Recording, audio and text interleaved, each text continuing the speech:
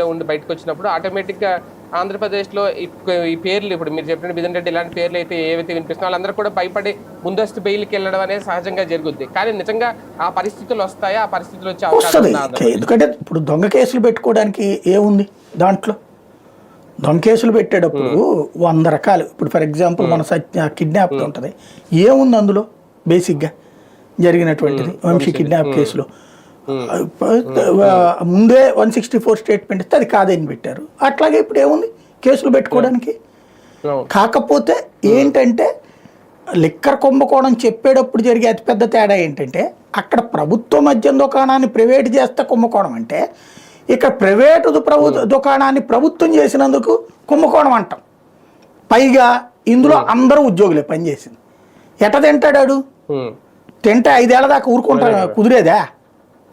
ఎప్పుడో ఈనాడు జ్యోతి పుంకాలు కథనాలు రాసాయి కదా, 10 రూపాయల మందుని 100 రూపాయల మందుని 110 రూపాయలకు అమ్ముతున్నారు, 120 రూపాయలకు అమ్ముతున్నారని.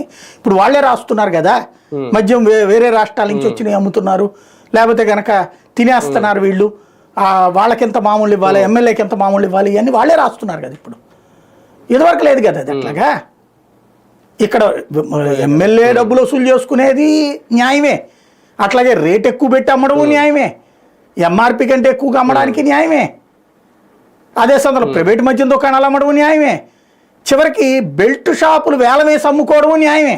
ఇప్పుడు ఇవన్నీ కాకుండా